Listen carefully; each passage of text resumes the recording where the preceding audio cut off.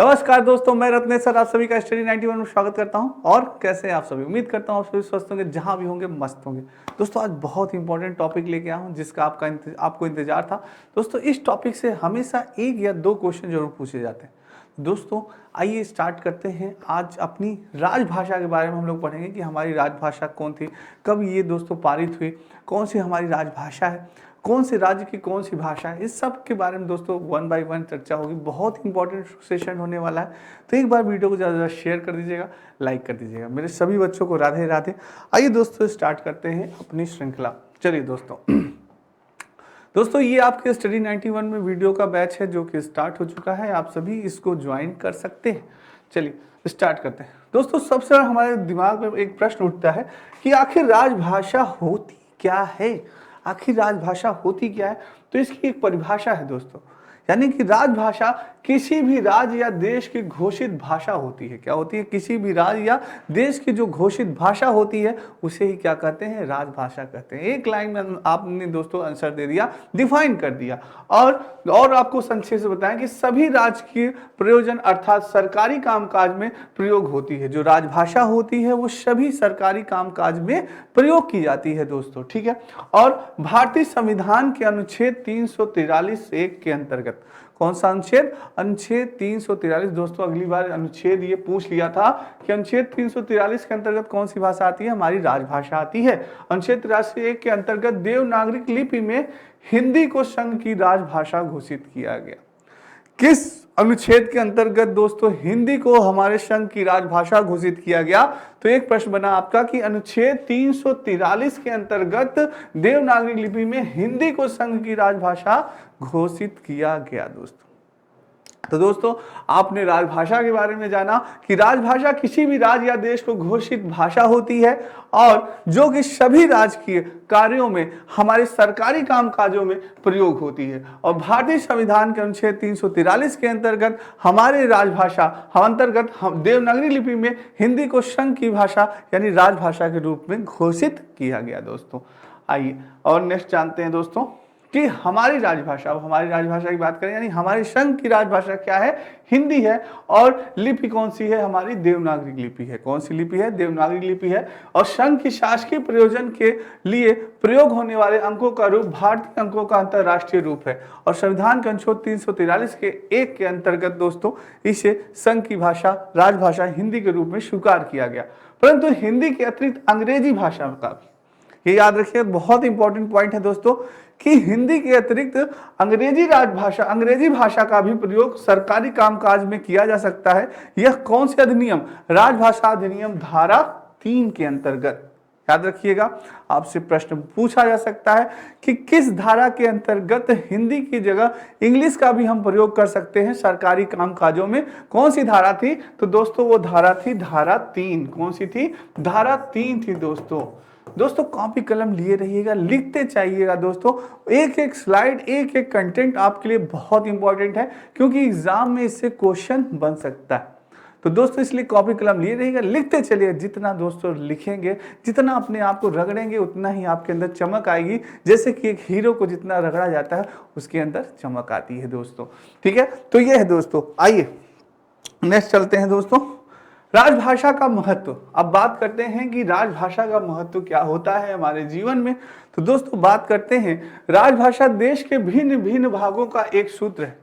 क्या है? राजभाषा दोस्तों भिन्न भिन्न, हर राज्य की अपनी अपनी एक राजभाषा होती है। तो दोस्तों उन सभी राजभाषाओं को एक भिन्न भिन्न जो स्वरूप होता है वो एक सूत्र में पिरोने का कार्य करती है। जो राजभाषा होती है वो एक सूत्र में पिरोने का कार्य करती है। माध्यम से जनता न केवल अपने देश की नीतियों और प्रशासन को भली भांति समझ सकती है, बल्कि उसमें स्वयं भी भाग ले सकती है। और प्रजातंत्र की सफलता के लिए ऐसी व्यवस्था अत्यंत आवश्यक होती है। इस प्रजातंत्र के लिए ऐसी व्यवस्था अत्यंत आवश्यक होनी चाहिए दोस्तों, जिससे कि हम सभी को एक साथ पिरोए रखें दोस्तों, ठीक है। यानी कि ऐसी कोई राजभाषा सरल घोषित की जानी चाहिए जिससे कि सभी लोग आसानी से समझ सकें, सभी बोल सकें और सभी क्या कर सकें दोस्तों? लिख सकें। और आसानी पूर्वक उस भाषा का प्रयोग करके हम अपने विचारों को दूसरे तक पहुंचा सके दोस्तों, यानी विचारों का आदान प्रदान सरलता पूर्वक हो सके, वही राजभाषा दोस्तों हमारे लिए उपयुक्त मानी जाएगी, वही राजभाषा दोस्तों हमारे लिए क्या मानी जाएगी, लाभकारी मानी जाएगी। दोस्तों सोचिए अगर हमें अगर हमें उर्दू नहीं आती, अब उर्दू में हमारा सारा रूल्स लिखे हैं, उर्दू में सारी हमारी जो भी सावधानियां बरतनी चाहिए वो सारी चीज़ें लिखी हैं, तो क्या हमें समझ में आएगा? जब हमें चीज़ें हम पढ़ रहे हैं वो चीज़ें हमें समझ में नहीं आ रहा, तो हम वो क्या सावधानियां बरत पाएंगे, वो नियम क्या फॉलो कर पाएंगे? कभी फॉलो नहीं कर पाएंगे।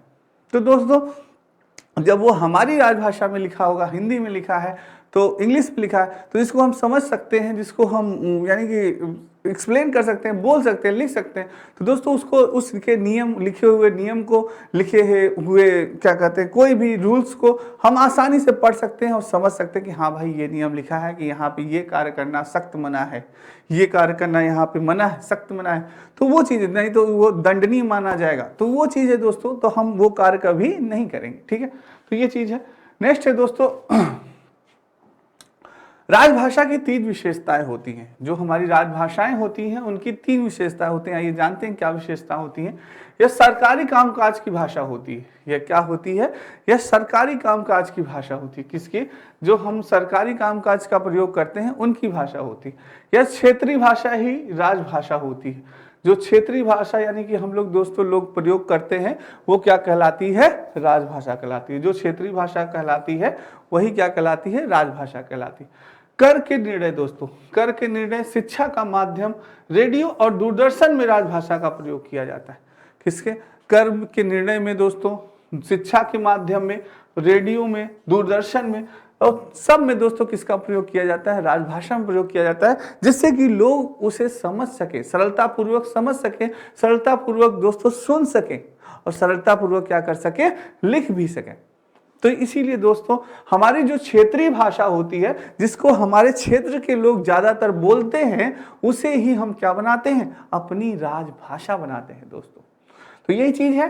तो ये राजभाषा दोस्तों हमारे लिए क्यों विशेषता है, इसकी क्या विशेषता है, किस लिए दोस्तों ये विशेष है हमारे लिए, आप समझ चुके होंगे। क्योंकि ये हमारी जो गवर्नमेंट जितने भी वर्क होते हैं दोस्तों, सरकारी जो कामकाज होते हैं उनमें प्रयोग होती है। और जो ये दोस्तों हमारी क्षेत्रीय भाषा होती है, जो हम बोलते हैं, वही भाषा हमारी राजभाषा के रूप में स्वीकार की जाती है, वो होती है। और ये दोस्तों कर के निर्णय में, शिक्षा के माध्यम से, रेडियो और दूरदर्शन में भी राजभाषा का प्रयोग होता है दोस्तों। ठीक है, तो ये हमारे लिए इंपॉर्टेंट है। ठीक है दोस्तों, ये आपके स्टडी 91 में दोस्तों कुछ पुस्तकें हैं जो कि फ्री डिलीवरी हैं।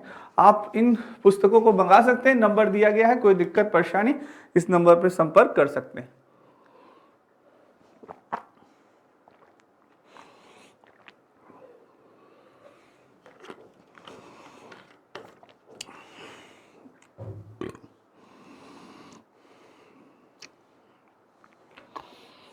चलिए दोस्तों नेक्स्ट, भाषा दिवस। दोस्तों भाषा के बारे में हम लोग जाना। अब भाषा दिवस कब मनाया जाता है? तो याद रखिए दोस्तों 11 दिसंबर को, यानी भाषा समिति ने 11 दिसंबर की तारीख को भारतीय भाषा दिवस के रूप में मनाया जाता है दोस्तों। ये पूछा जा सकता है कि भाषा दिवस कब मनाया जाता है, तो 11 दिसंबर को मेरे दोस्तों कब मनाया जाता है? 11 दिसंबर को दोस्तों आप भी कॉपी कलम में लिए रहिएगा, नोट करते चलिएगा। ठीक है, भारतीय दिवस या भारतीय भाषा उत्सव के रूप में प्रस्तावित किया गया दोस्तों। यूजीसी ने सभी कॉलेजों को इसे मनाने का निर्देश दिया। यूजीसी ने क्या किया कि सभी कॉलेजों में, सभी महाविद्यालयों में, सभी स्कूलों में दोस्तों क्या कहा गया कि इसको मनाया जाए, कि हाँ भाषा दिवस है, आज हम अपनी भाषा का सम्मान करें, अपनी भाषा को बोलें और भाषा क्यों हमारे लिए महत्वपूर्ण है, बच्चों को जागरूक करें। तो इसलिए दोस्तों यह भाषा दिवस आपका मनाया जाने लगा कि क्यों उसको प्रति लोगों को जागरूक किया जाए कि भाषा हमारे लिए, जो हमारी राजभाषा होती है वो कितनी महत्वपूर्ण होती है, क्यों हमें राजभाषा का अपना अधिक से अधिक प्रयोग करना चाहिए। इन सारी चीज़ों के बारे में हम अपने बच्चों को अवगत कराएं, अपने बच्चों को बताएं कि लोगों को आप जागरूक करिए कि अपनी राजभाषा की महत्ता को समझें और उसको आगे करें, अग्रसर आगे बढ़ाएं। तो ये चीज़ें दोस्तों। ठीक है। यूनिवर्सिटी ग्रांट्स कमिश्नर यूजीसी ने सभी हायर एजुकेशन इंस्टीट्यूट में, यानी जितने हायर एजुकेशन इंस्टीट्यूट हैं दोस्तों, सभी को 11 दिसंबर को भारतीय भाषा दिवस मनाने का क्या कर दिया, निर्देश दे दिया गया कि 11 दिसंबर को आप भारतीय भाषा दिवस मनाएंगे दोस्तों। ठीक है। नेक्स्ट, दुनिया की सबसे मीठी बोली वाली भाषा कौन सी है? आपके मन में एक प्रश्न उठना चाहिए, हमारे मन में भी उठता है दोस्तों। मुझे भी ये पता चला कि वाकई में आपके भी मन में ये प्रश्न है कि यार वाकई में दुनिया में ऐसी कौन सी भाषा बोली जाती है जो सबसे मीठी होती है। तो कुछ लोगों ने, मैंने अपने ऐसे 3-4 दोस्तों से पूछा, भाई आप बताओ, भाई राजेश भाई, दुनिया में यार सबसे मीठी भाषा कौन सी है? उन्होंने बताया, किसी ने बताया संस्कृत, किसी ने बताया हिंदी, किसी ने बताया उर्दू। अरे भाई उर्दू में ख्वाब, कबाब, हाँ, ख्यालों में खोए रहते हैं। तो किसी ने उर्दू बताया और किसी ने मद्रासी। पर मेरे एक मित्र ने बताया कि आप रत्नेश सर, मैं बताऊं आपको, दुनिया में सबसे मीठी भाषा होती है मैथिली। क्या होती है? मैथिली मानी जाती है। कौन सी भाषा बोली जाती है? मैथिली भाषा जानी जाती है। हम कह रहे हैं वाह, सही बात है। तो दुनिया की सबसे मीठी भाषा दोस्तों कौन सी मानी जाती है? मैथिली मानी जाती है। यानी दुनिया की सबसे समृद्ध एवं मधुर भाषा कौन मानी जाती है? मैथिली मानी जाती है। इस भाषा की मधुरता एवं समृद्धता की चर्चा दुनिया के हर कोने कोने में, हर कोने कोने में दोस्तों मैथिली भाषा, वाकई में आप पढ़िए कभी भी मैथिली शब्दों को पढ़िए तो बहुत ही लगेगा कि वाह क्या बात है। तो ये है, हर कोने कोने में। जब दुनिया के लोग इस भाषा की समृद्धता एवं मधुरता की चर्चा करते हैं तब हम गौरवान्वित होते हैं कि अरे वाह, हमारी भाषा मैथिली यानी हमारे भारतीयों की भाषा, लोग कहते हैं कि अरे वाह वाकई में बहुत मधुर भाषा है। तो वो चीज है दोस्तों। तो ये जानना भी आपके लिए बहुत ही जरूरी है कि दुनिया की सबसे मधुर भाषा यानी कि मैथिली होती है, याद रखिएगा। नेक्स्ट है हिंदी भाषा की बात करते हैं दोस्तों, कि हिंदी भाषाओं के इंडो यूरोपियन परिवार की इंडो आर्यन शाखा से संबंधित है। हिंदी अंग्रेजी के साथ साथ भारत की आधिकारिक भाषाएं होती हैं। क्या होती है? हिंदी अंग्रेजी के साथ दोनों दोस्तों क्या है, भाषा भारत की आधिकारिक भाषाएं हैं। हिंदी बिहार, दिल्ली, हरियाणा, झारखंड, मध्य प्रदेश, राजस्थान, उत्तराखंड और उत्तर प्रदेश की राजभाषा भी है दोस्तों। यानी कि हिंदी जो है ये हमारे सारे जगह, जो हमारे स्टेट हैं, जैसे झारखंड हो गया, मध्य प्रदेश हो गया, राजस्थान हो गया, उत्तराखंड हो गया, इन सारे राज्यों में दोस्तों सर्वाधिक बोली जाती है, सबसे ज्यादा बोली जाती है हिंदी। तो दोस्तों हिंदी भी हमारे लिए बहुत ही इंपॉर्टेंट है। हिंद ही है हिंदुस्तान। तो दोस्तों यानी कि हिंदी का भी हमें सम्मान करना चाहिए। हिंदी को दोस्तों हमें आगे बढ़ाना चाहिए, जहां तक हो सके लोगों को जागरूक करना चाहिए कि भाई आप हिंदी का सम्मान करें। अंग्रेजी का भी सम्मान आप करिए, पर अंग्रेजी में दोस्तों यानी कि आप सरकारी कार्यों में अंग्रेजी का इस्तेमाल कर रहे हैं, बहुत सही है, पर हिंदी का भी ज़्यादातर आप प्रयोग करिए दोस्तों। ठीक है। तो ये चीज़ है। नेक्स्ट है भारत में कुल राजभाषा। अब भारत में कुल राजभाषा की बात करें दोस्तों तो एक रिपोर्ट के अनुसार भारत में 1652 कितने 1652 ईस्वी में मातृभाषाएं प्रचलन में है, जबकि संविधान के द्वारा 22 भाषाओं को राजभाषा की मान्यता क्या कर दी गई, प्रदान की गई। यानी कि एक रिपोर्ट के अनुसार भारत में 1652 में मातृभाषा प्रचलन में आई दोस्तों, जबकि संविधान के द्वारा 22 भाषाओं को राजभाषा की मान्यता प्रदान की गई। 22 भाषाओं को राजभाषा के रूप में मान्यता प्रदान की गई। वो राजभाषा आयोग के अध्यक्ष, 22 भाषाओं के बारे में भी मैं चर्चा करूंगा दोस्तों, वो कौन कौन सी 22 भाषा थी मैं अभी आपको बताऊंगा। राजभाषा आयोग के अध्यक्ष कौन थे? जो दोस्तों राजभाषा के आयोग के अध्यक्ष थे वो कौन थे इस समय? डॉक्टर विनय पाठक जी हैं। कौन है? डॉक्टर विनय पाठक जी दोस्तों इस समय आपके राजभाषा आयोग के अध्यक्ष हैं। ये जानना भी आपके लिए बहुत ही आवश्यक है, बाय द वे एग्जाम में पूछा जा सकता है कि राजभाषा आयोग के इस समय अध्यक्ष कौन है, तो हमारे विनय पाठक जी हैं, को शाश्वत सम्मान दिया जाता है। ठीक है। नेक्स्ट है दोस्तों, ये आपकी यूपी टेट की दोस्तों प्राइमरी की बुक आ चुकी है आपके मार्केट में, मात्र 249 रुपये में फ्री डिलीवरी है, और ये आपका हिंदी विजुअल का नया बैच स्टार्ट हो चुका है।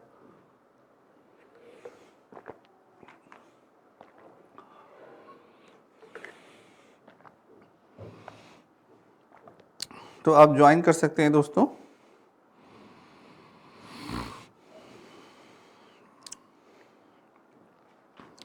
चलिए दोस्तों, भारतीय संविधान के अनुच्छेद 344 के अंतर्गत प्रथम राजभाषा आयोग का गठन कब हुआ था दोस्तों?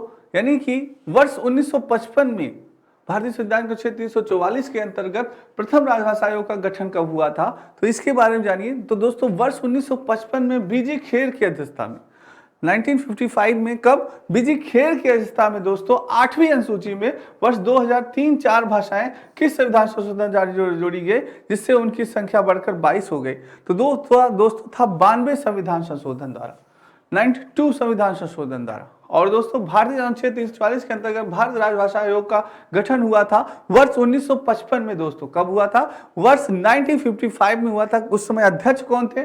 बीजी खरे थे दोस्तों। कौन थे? बीजी खेर थे दोस्तों। कौन थे? बीजी खेर की अध्यक्षता में 1955 ईस्वी में दोस्तों भारतीय संविधान के अनुच्छेद 344 के अंतर्गत प्रथम राजभाषा आयोग का गठन हुआ था दोस्तों। ये बहुत इंपॉर्टेंट जानकारी है, इसको याद रखिएगा। दूसरा है कि 8वीं अनुसूची में वर्ष 2003 में 4 भाषाएं किस संविधान संशोधन द्वारा जोड़ी गई थी जिससे उनकी संख्या बढ़कर 22 कर दी गई दोस्तों? तो वो 92 संविधान संशोधन द्वारा। किसके? 92 संविधान संशोधन द्वारा दोस्तों उनकी संख्या बढ़कर कितनी कर दी गई थी? 22 कर दी गई थी। ठीक है, तो जो संविधान के 8वीं अनुसूची में सम्मिलित 22 भाषाएं हैं दोस्तों, वो कौन कौन सी है? आपकी असमिया है, गुजराती है, कन्नड़ है, कोंकणी है, मणिपुरी, नेपाली, बांग्ला, हिंदी, कश्मीरी, मलयालम, मराठी, उड़िया और दोस्तों पंजाबी, सिंधी, तेलुगु, डोंगरी, मैथिली, संस्कृत, तमिल, उर्दू, बोडो और संथाली। ये ऐसी दोस्तों आपकी 22 भाषाएं हैं जो कि आपकी संविधान की 8वीं अनुसूची में सम्मिलित की गई हैं। ये सारी 22 भाषाएं जो कि बहुत ही इंपॉर्टेंट है दोस्तों, याद रखिएगा। नेक्स्ट है दोस्तों कि 71वें संविधान संशोधन द्वारा वर्ष 1992 से संविधान की 8वीं अनुसूची में नेपाली, कोंकणी एवं मणिपुरी भाषाएं भी जोड़ी गई। जो दोस्तों आपका 71वां संविधान संशोधन हुआ तब 1992 में जो कि हुआ दोस्तों, उसमें क्या किया गया? 8वीं अनुसूची के अंतर्गत नेपाली भाषा और कोंकणी को और मणिपुरी भाषा को भी जोड़ दिया गया कि भाई इन भाषाओं को भी जोड़ा जाए। ये भी हमारे लिए क्या है? महत्वपूर्ण है दोस्तों। ठीक है, आइए नेक्स्ट चलते हैं दोस्तों। ये आपके वीडियो का ग्राम विकास अधिकारी का नया बैच प्रारंभ हो गया है। महाबचत ऑफर मात्र 999 रुपए में। चलिए दोस्तों नेक्स्ट चलते हैं। अब तक दोस्तों 6 भाषाओं को शास्त्रीय भाषा का दर्जा प्राप्त हुआ। आपके मन में प्रश्न उठना चाहिए कि आखिर वो कौन सी भाषाएं हैं जिन्हें कि शास्त्रीय भाषाओं का दर्जा दिया गया? तो दोस्तों ऐसी 6 भाषाएं हैं। कितनी भाषाएं हैं? 6 भाषाएं हैं जिनको कि शास्त्रीय भाषा का क्या किया? दर्जा मिला दोस्तों। वो कौन कौन सी भाषाएं हैं आइए जानते हैं। सबसे पहले दोस्तों है हमारी तमिल। क्या है? तमिल है। इसकी घोषणा हुई थी वर्ष 2004 में। कब घोषणा हुई? वर्ष 2004 में इसे दोस्तों शास्त्रीय भाषा का दर्जा मिला। यानी तमिल भाषा को यह कहा गया कि भाई इसको शास्त्रीय भाषा के रूप में दर्जा देना उचित है और वर्ष 2004 में इसे दोस्तों शास्त्रीय भाषा का दर्जा प्राप्त हुआ। और तेलुगु को दोस्तों, तेलुगु को कब मिला? तेलुगु को आपको मिला 2008 में। कब मिला? 2008 में दोस्तों तेलुगु को शास्त्रीय भाषा का दर्जा मिला कि भाई तेलुगु भी हमारे लिए शास्त्रीय भाषा के रूप में जानी जाए, इसे भी दर्जा देना आवश्यक है। तो तेलुगु को 2008 में मिला। अब मलयालम को भी दोस्तों कब मिला? 2013 में मिला। कब मिला? 2013 में मिला। उसके बाद दोस्तों आई हमारी संस्कृत। यानी संस्कृत को फिर दोस्तों आपके 2005 में इसे शास्त्रीय भाषा का दर्जा मिला। कब मिला दोस्तों? इसे 2005 में संस्कृत को शास्त्रीय भाषा यानी कि शास्त्रीय भाषा का दर्जा प्रदान किया गया। और कन्नड़ को दोस्तों 2008 में। और उड़िया को कब दिया गया? 2014 में। उड़िया को कब दिया गया दोस्तों? 2014 में दोस्तों इसको प्रदान किया गया। नेक्स्ट है राजभाषा से संबंधित अनुच्छेद। दोस्तों राजभाषा से संबंधित कुछ अनुच्छेद की बात करते हैं दोस्तों। तो दोस्तों अनुच्छेद की बात करते हैं और विषय वस्तु की। तो दोस्तों अनुच्छेद 343 में, अनुच्छेद 343 के अंतर्गत संघ की भाषा राजभाषा की गई। कौन सी? हिंदी। संघ की भाषा हमारी राजभाषा की गई कौन? हिंदी दोस्तों। और 344 में दोस्तों 344 में राजभाषा पर संसदीय आयोग एवं समिति की घोषणा हुई। किसकी हुई? अनुच्छेद 344 के अंतर्गत राजभाषा पर संसदीय आयोग एवं समिति की योजना निर्धारित की गई। ठीक है, नेक्स्ट दोस्तों इसमें अनुच्छेद हमारे लिए बहुत इंपॉर्टेंट है। याद रखिएगा किस अनुच्छेद के अंतर्गत दोस्तों कौन सी बात कही गई है। तो अनुच्छेद के बारे में याद रखिएगा कि किस अनुच्छेद के अंतर्गत कौन सी बात कही गई है, बहुत इंपॉर्टेंट है। तो दोस्तों बात करते हैं अनुच्छेद 345 के अंतर्गत। अनुच्छेद 345 के अंतर्गत राज्य की राजभाषा अथवा राजभाषाओं को रखा गया। अनुच्छेद 345 के अंतर्गत क्या रखा गया दोस्तों? तो राज्य की राजभाषा अथवा राजभाषाओं को उसके अंतर्गत रखा गया 345 के अंतर्गत। और 346 के अंतर्गत क्या किया गया? 346 के अंतर्गत एक राज्य से दूसरे राज्य अथवा एक राज्य से संघ के बीच संवाद के लिए दोस्तों राजभाषा को रखा गया। इसके भाई अनुच्छेद 346 में यह तय किया जाएगा कि किस भाषा को संवाद के रूप में माना जाए, यानी किस भाषा को संवाद के रूप में चुना जाए कि एक राज्य से दूसरे राज्य में दोस्तों। ठीक है, ये है। नेक्स्ट है अनुच्छेद 347 के अंतर्गत हम ये चुनेंगे कि किसी भी राज्य की जनसंख्या एक समूह द्वारा बोली जाने वाली भाषा से संबंधित प्रावधान। अनुच्छेद 343 के अंतर्गत यह प्रावधान निकाला गया कि किसी भी राज्य की जनसंख्या के एक समूह द्वारा, यानी कि एक समूह द्वारा बोली जाने वाली भाषा में हम संबंधित प्रावधान निकालेंगे, क्योंकि भाई कोई एक ऐसी मूल भाषा हो जो कि पूरा समाज बोल रहा है, क्या है, वहां राज्य की सारी जनसंख्या क्या कर रही है, एक समूह द्वारा वो भाषा बोली जा रही है, तो उसका हम क्या करेंगे, निर्धारण करेंगे, प्रस्तावित करेंगे, उसको प्रस्तावित करेंगे अनुच्छेद 347 के अंतर्गत दोस्तों। ठीक है, ये आपका दोस्तों यूजीसी नेट का कंप्लीट कोर्स पेपर फर्स्ट आप सभी ज्वाइन कर सकते हैं।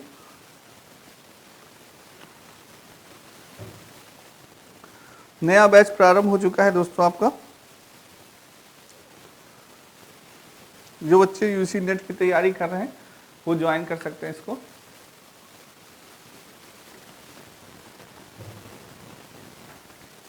चलिए दोस्तों, सर्वोच्च न्यायालय व उच्च न्यायालय की भाषा। अब बात करते हैं कि सर्वोच्च न्यायालय व उच्च न्यायालय की भाषा किस अनुच्छेद के अंतर्गत निर्धारित की जाती है। तो अनुच्छेद 348 दोस्तों, अनुच्छेद 348 के अंतर्गत सर्वोच्च न्यायालय तथा उच्च न्यायालय में साथ ही अधिनियम एवं विधेयकों में प्रयोग की जाने वाली भाषा का प्रावधान किया जाता है दोस्तों। यानी किस अनुच्छेद के अंतर्गत आपके सर्वोच्च न्यायालय तथा उच्च न्यायालय यानी सुप्रीम कोर्ट और हाई कोर्ट दोस्तों दोनों अधिनियमों एवं विधेयकों में प्रयोग की जाने वाली भाषा का प्रावधान है, तो वो कौन सा अनुच्छेद है? वो अनुच्छेद है 348 दोस्तों। ठीक है, अब अनुच्छेद 349 के अंतर्गत, तो अनुच्छेद 349 के अंतर्गत भाषा से संबंधित कुछ नियम अधिनियम करने के लिए विशेष प्रक्रिया का प्रावधान किया गया। क्या किया गया कि जो भाषा से संबंधित कुछ जो नियम थे, रूल्स थे, कुछ अधिनियम थे दोस्तों, उनको क्या किया गया? विशेष प्रक्रिया के रूप में शामिल किया गया, आपका प्रावधान किया गया 349 के अंतर्गत। ठीक है दोस्तों, नेक्स्ट जानते हैं विशेष विनिर्देश दोस्तों। तो अनुच्छेद दोस्तों 350 के अंतर्गत, किसके अंतर्गत? अनुच्छेद आपके 300 अनुच्छेद दोस्तों आपके 350 के अंतर्गत, 350 के अंतर्गत ये कहा गया, क्या प्रावधान था? इसके अंतर्गत प्रावधान था कि हम जो शिकायत निवारण के लिए प्रयुक्त भाषा, जो हम शिकायत जो दोस्तों करते हैं उसके लिए भाषा का प्रावधान किया गया कि हम कोई ऐसी भाषा नियुक्त करें जिससे कि लोग आसानी से सरलता पूर्वक शिकायत अपनी दर्ज कर सकें। वो किस अनुच्छेद के अंतर्गत? वो अनुच्छेद 350 के अंतर्गत। अब बताएं 350 ए के अंतर्गत दोस्तों, 350 ए की बात की जाए तो प्राथमिक स्तर पर मातृभाषा में शिक्षण के लिए सुविधाएं। क्या किया जाए? प्राथमिक स्तर पर दोस्तों मातृभाषा के लिए शिक्षण में दी जाने वाली सुविधाओं का प्रावधान किया गया कि ऐसी भाषा का यूज किया जाए, ऐसी भाषा का चयन किया जाए जिससे कि बालक को प्राथमिक स्तर पर मातृभाषा के रूप में सरलता से शिक्षा प्रदान की जा सके, जिससे बालक उसे समझ सके, अनुसरण कर सके और उसका विकास हो सके दोस्तों। तो ये थी प्राथमिक स्तर पर मातृभाषा में शिक्षण के लिए सुविधाएं, तो ये थी। और टीचर क्या करे? अपने शिक्षण में ऐसी ही मातृभाषा का प्रयोग करे जिससे कि बालक सरलता पूर्वक उसकी बातों को समझ सके, जो वो समझा रहा है वो चीज समझ सके। तो ये चीज है दोस्तों, ये किसके अनुच्छेद के अंतर्गत किया गया? 350 ए के प्रावधान के अंतर्गत किया गया। अब 350 बी की बात की जाए तो भाषाई अल्पसंख्यकों के लिए विशेष पदाधिकारी, जो 350 बी के अंतर्गत दोस्तों जो भाषाई अल्पसंख्यक थे उनके लिए विशेष पदाधिकारियों का प्रावधान किया गया था।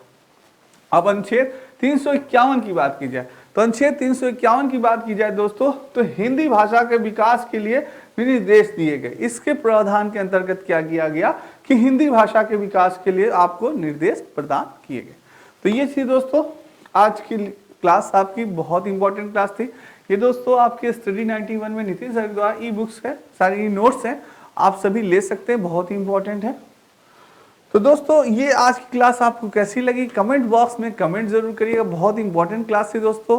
तो ज़्यादा से ज़्यादा लाइक और शेयर एक बार ज़रूर करिएगा दोस्तों, और जितना हो सके बार बार रिवाइज करिएगा, बहुत इंपॉर्टेंट है दोस्तों। ये आ सकता है आपके एग्जाम में, चाहे टेट हो या सुपर टेट हो या ईवीएस हो, सॉरी चाहे दोस्तों केवीएस हो, किसी भी एग्जाम में ये टॉपिक आ सकता है, या आप किसी भी कंपटीशन की तैयारी कर रहे हैं उसमें ये टॉपिक आ सकता है। तो आज के लिए इतना ही।